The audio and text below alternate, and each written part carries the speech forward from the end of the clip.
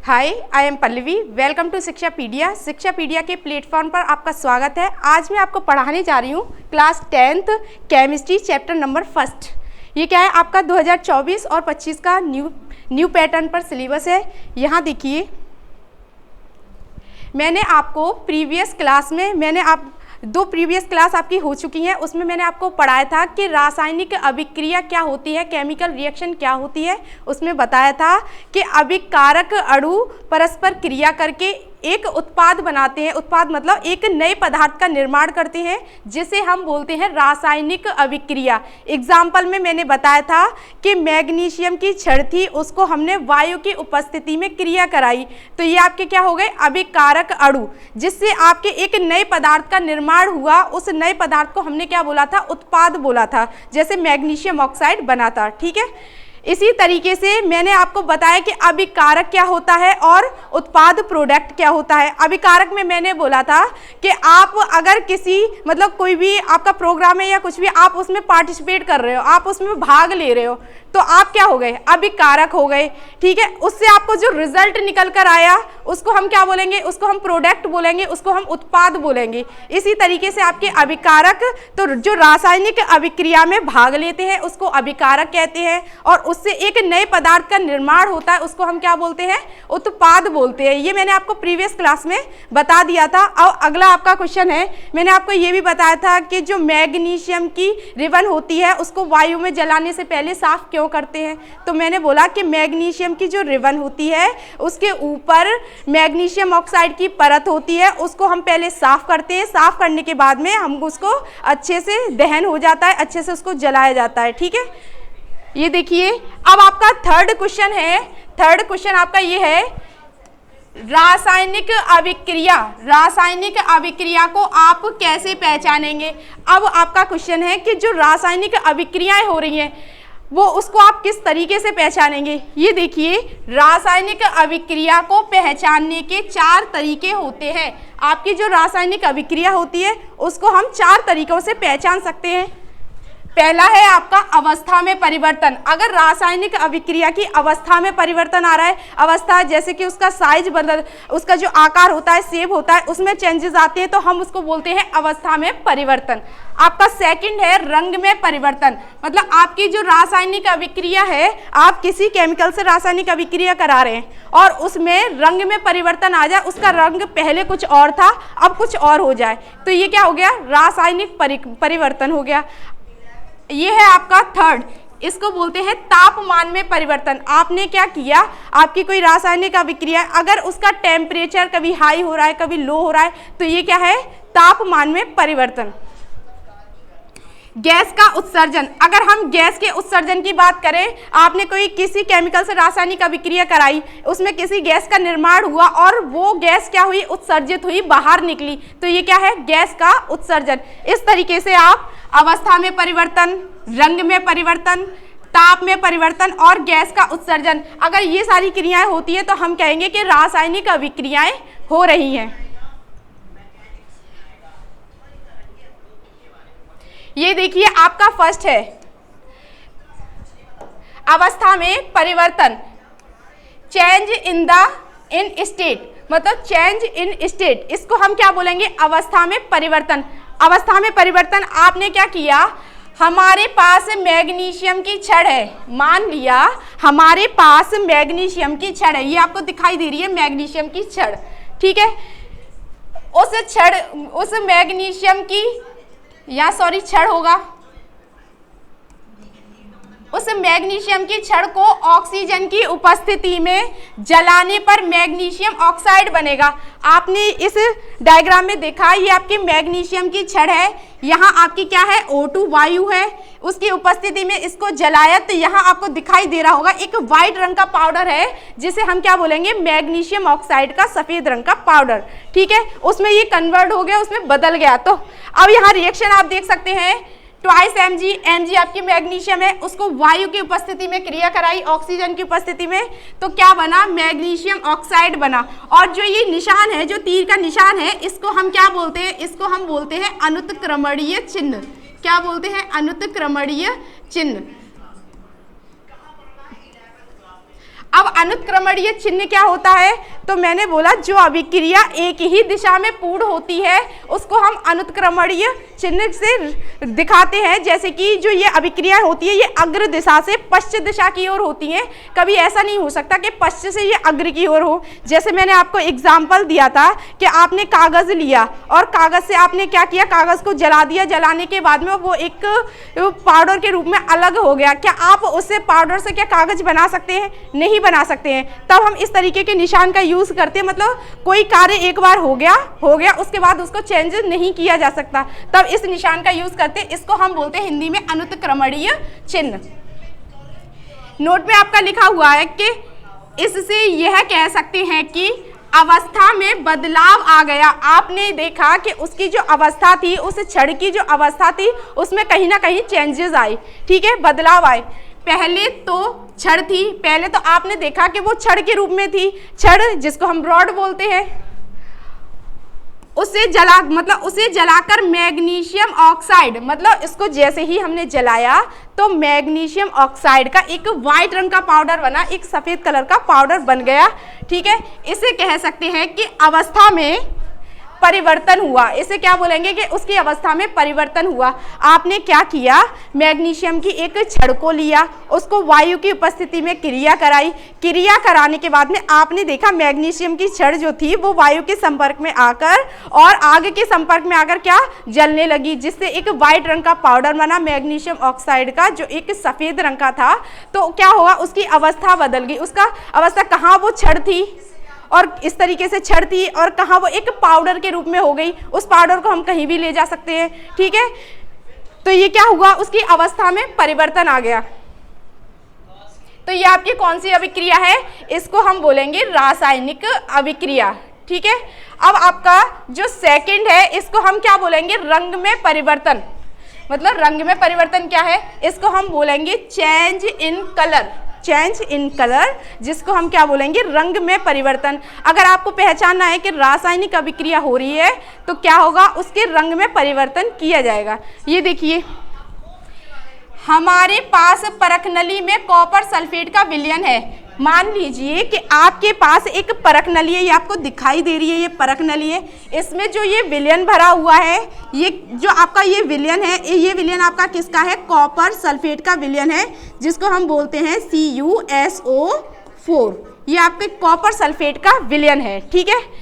आपने उसमें क्या किया, जो कि नीले रंग का है, आपको इसमें डायग्राम में दिखाई दे रहा है, जो कॉपर सल्फेट का जो विलयन है वो कैसे कलर का है, नीले रंग का है, ठीक है। जैसे ही उसमें लोहे की कील डाली तब रंग बदल गया। जैसे ही हमने क्या किया, लोहे की एक कील को लिया, ये आप दिख रहा है आपको, ये लोहे की एक कील है, इसको जैसे ही इसमें डाला लोहे की कील को, तो डालने पर ये क्या हुआ, इसका जो ये कलर था वो कैसा हो गया, बदल गया। और आपने जैसे ही इसको डाला, डालने के बाद में आपने क्या किया, ये Fe हम क्या बोलते हैं, ये आपका लोहे का सूत्र है Fe।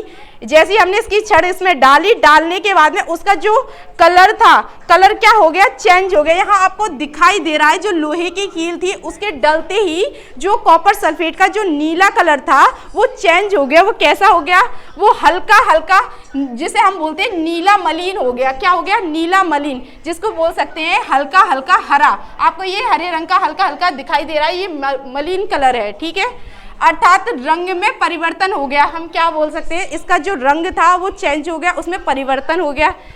यह विस्थापन अभिक्रिया है। इस अभिक्रिया को हम क्या बोलेंगे, विस्थापन अभिक्रिया कहते हैं। विस्थापन अभिक्रिया क्या होती है, तो इसमें जो अधिक क्रियाशील धातु होती है वो कम क्रियाशील तत्वों को उनके लवण के विलयन से विस्थापित कर देती है, बाहर निकाल देती है। जैसे आपने क्या किया कि अधिक क्रियाशील मतलब धातु के बारे में अगर हम बोलें तो हम ये कह सकते हैं कि कोई पावरफुल इंसान है और एक कमज़ोर है, तो पावरफुल क्या करेगा, तो वो अपना दबदबा ज़्यादा रखेगा, ठीक है। इसी तरीके से जो कमजोर होता है वो पीछे ही रहेगा, तो वो उसके साथ क्रिया कर ही नहीं सकता। अब यहाँ आप देख सकते हैं जैसे कि आपका CuSO4 आपका कॉपर सल्फेट का विलयन था।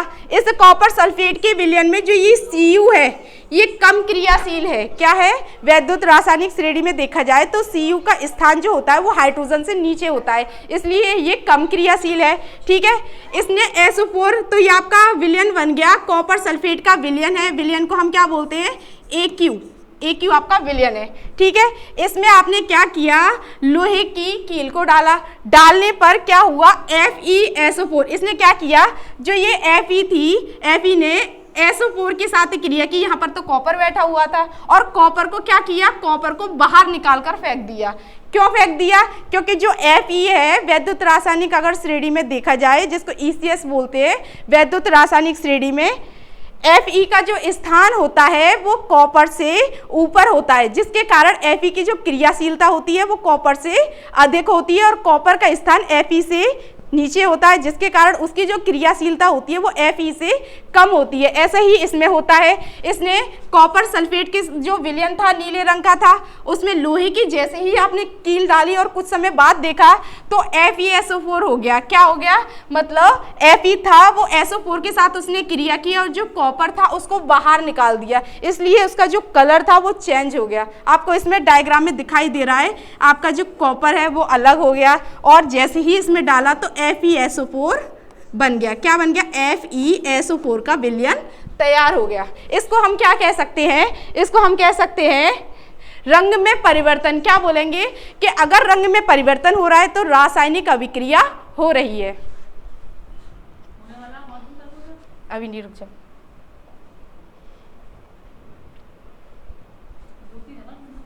ये देखिए, अब ये है आपका चेंज किया जा रहा है, change in temperature. Change in temperature. अब तापमान में परिवर्तन, रासायनिक अभिक्रिया का थर्ड क्या है? तापमान में परिवर्तन। कि जो टेम्परेचर होता है उसमें चेंज किस तरीके से आता है, उसका तापमान किस तरीके से बदला जा सकता है। ये देखिए, हमारे पास तनु सल्फ्यूरिक अम्ल है। तनु सल्फ्यूरिक जो अम्ल होता है उसका जो फॉर्मूला होता है वो होता है H2SO4। इसको हम क्या बोलते हैं? तनु सल्फ्यूरिक अम्ल। ठीक है, सल्फ्यूरिक अम्ल को हम अम्लों का राजा कहते हैं। आपने देखा होगा जो सल्फ्यूरिक अम्ल होता है उसको क्या बोला जाता है? सबसे अम्लीय होता है, सबसे ज़्यादा अम्लीय होता है, इसलिए उसको अम्लों का राजा कहा जाता है। ठीक है, जिसका उपयोग बैटरी व सेल में होता है। और जो सल्फ्यूरिक अम्ल होता है इसका यूज़ हम कहाँ करते हैं? बैटरी हैं आपकी जो सेल होते हैं उसमें तनु सल्फ्यूरिक अम्ल का यूज़ किया जाता है। ठीक है, इसमें जिंक जिसे हम बोलते हैं Zn, उसके दाने डालने पर, जिंक का अर्थ होता है, जिंक को हम बोलते थे जस्ता। ठीक है, उसके दाने हम उसमें डाल देते हैं। आपका जो सल्फ्यूरिक अम्ल होता है H2SO4, उसमें हम क्या करते हैं? कुछ जिंक के दाने डाल देते हैं। डालने के बाद में आपने देखा यहाँ पर हाइड्रोजन गैस बाहर निकलती है। जैसे ही उसमें हमने उसको डाले, जिंक के दानों को डाला, उसके बाद में जो हाइड्रोजन गैस थी वो क्या होने लगी? बाहर निकलने लगी। ठीक है, इसका अर्थ है गैस का उत्सर्जन हो रहा है। जो गैस बाहर निकलने का मतलब क्या होता है? बाहर निकलना मतलब उत्सर्जित होना। ठीक है, इसी तरीके से हम कह सकते हैं जो गैस थी उसका क्या हो रहा है? उत्सर्जन हो रहा है। ठीक है, वे दोनों क्रिया Zn व H2SO4 की क्रिया होकर ऊष्मा बनने लगी। आपने क्या किया? जैसे ही इसमें आपने H2SO4 लिया, उसमें जिंक लिया, जिंक के दाने डालने पर एक ऊष्मा बनी। ऊष्मा के रूप में उसका क्या होने लगा? वो गैस बन गई, हाइड्रोजन गैस, जिससे उसका उत्सर्जन होने लगा, वो बाहर निकलने लगी। ठीक है, तब गैस का उत्सर्जन होने लगता है। जैसे ही ऊष्मा बनी और गैस का उत्सर्जन हुआ। आपने यहाँ देखा जो आपका H2SO4 है, क्या है? H2SO4, जिसको हमने सल्फ्यूरिक अम्ल और अम्लों का राजा कहा था। ठीक है, उसने किसके साथ क्रिया की? जिंक मतलब जो Zn था उसके साथ, जिसको हम जस्ता भी बोल देते, इसके साथ क्रिया की, उसके दानों को डाल दिया गया और डालने पर यहाँ क्या बन गया? ZnSO4 बन गया। क्या बन गया? ZnSO4 बन गया। यहाँ आप देखिए H2 जो था वो तो बाहर निकल गया और जो Zn था उसने SO4 के साथ क्रिया की तो क्या बन गया? ZnSO4 बन गया। आप अगर वैद्युत रासायनिक श्रेणी की बात करें तो उसमें भी आप ये कह सकते हैं कि जो हाइड्रोजन थी वो Zn से कहाँ थी? नीचे थी, जिसके कारण उसने Zn ने SO4 के साथ क्रिया की और हाइड्रोजन को निकाल दिया बाहर। ये आपकी हाइड्रोजन गैस है और गैस के लिए हम इस तरीके से सिंबल दिखा देते हैं जिससे गैस आपकी बाहर निकल जाती है। ये आप देख भी सकते हैं यहाँ पर,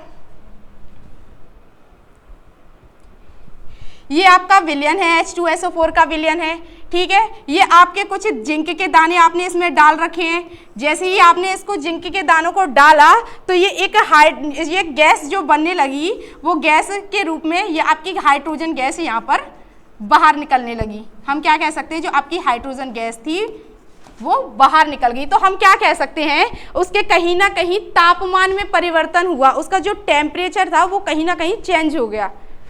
इससे हम ये बोल सकते हैं कि आपकी जो रासायनिक अभिक्रिया है वो हो गई। ये देख सकते हैं गैस का उत्सर्जन, क्या है, गैस का उत्सर्जन,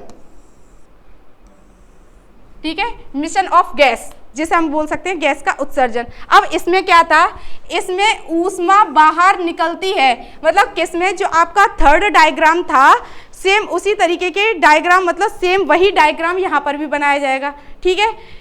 इसमें क्या बोल सकते हैं, इसमें ऊष्मा बाहर निकलती है, तो आपने उसमें देखा था कि एक जो ऊष्मा थी वो भी बाहर निकल रही थी, ठीक है, जिसे हमने क्या बोला था, तब हमने उसको बोला था गैस का उत्सर्जन। क्या बोला, गैस का उत्सर्जन। तो यहाँ पर गैस का क्या हो रहा है, उत्सर्जन हो रहा है। गैस जो थी वो बाहर निकल रही थी, वो आपके जो थर्ड डायग्राम मैंने बनाया था उसमें भी तो गैस बाहर निकल रही थी, तो वो एग्जाम्पल हम इसमें लिख देते हैं। यहाँ आप देख सकते हैं आपका जो सल्फ्यूरिक अम्ल है, सेम उसने जिंक के साथ क्रिया की, ये आपका एरो है, ठीक है, इसके साथ क्रिया की तो जिंक सल्फेट का विलयन बन गया और आपकी जो हाइड्रोजन गैस थी H2 वो निकल आई बाहर।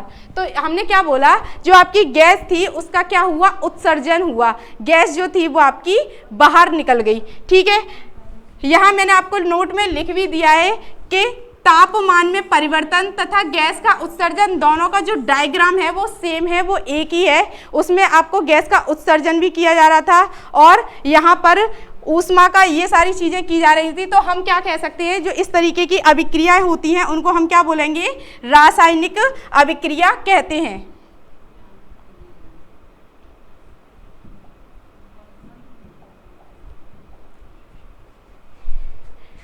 Thank you.